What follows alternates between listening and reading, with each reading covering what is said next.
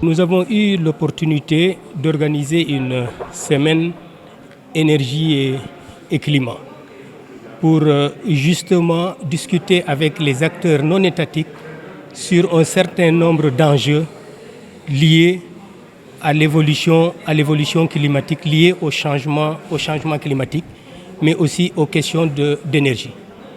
Et à ce titre-là, nous avons travaillé d'abord avec les collectivités territoriales. Parce que quand on parle de changement climatique, dans le cadre de la mise en œuvre de la CDN, une orientation forte a été donnée pour aller vers les territoires.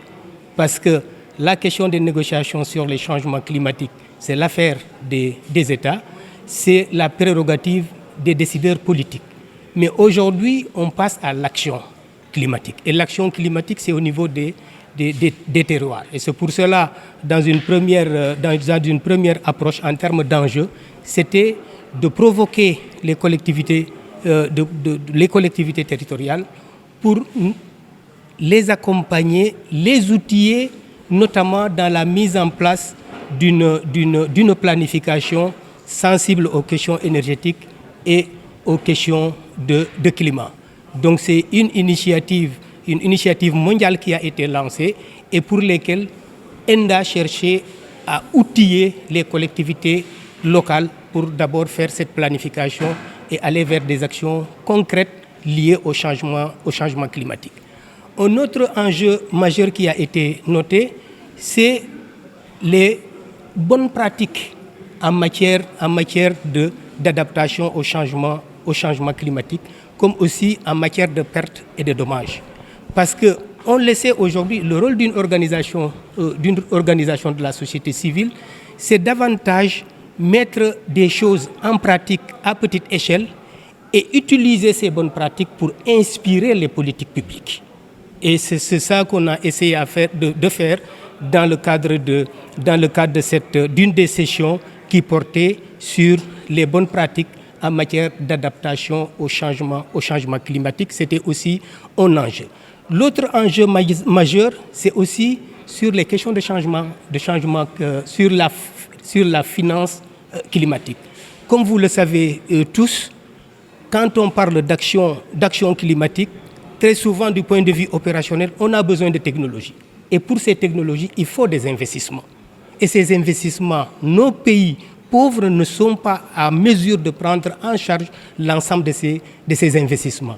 Et c'est pour cela, du point de vue du plaidoyer, les organisations de la société civile, aux côtés des États les moins avancés, ils cherchent justement à faire de l'influence politique à l'échelle internationale, pour justement la prise en compte de ces financements climatiques, pour permettre justement aux citoyens, aux communautés de passer à des actions concrètes sur le terrain et des actions aussi transformationnelles.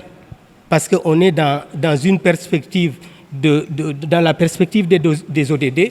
Tout ce que l'on cherche à faire aujourd'hui, c'est de voir comment mettre les citoyens sur des trajectoires de changement réel, sur des trajectoires de transformation. Et le dernier maillon de notre semaine porte sur le plaidoyer pour aller vers la COP 27 qui se tient en Égypte.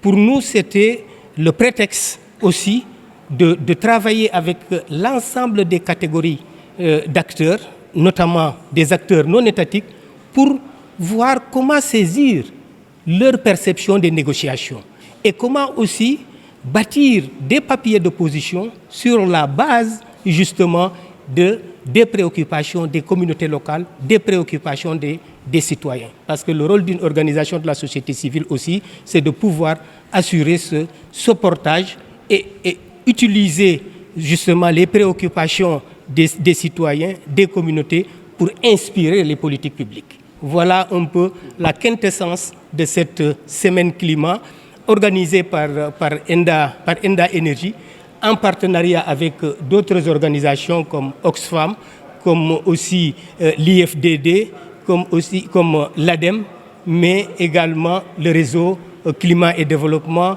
le réseau CAN. Donc il y a beaucoup de réseaux qui se sont réunis ici à Saly, justement pour construire avec nous, co-construire avec nous justement ces papiers de position pour aller vers la COP27.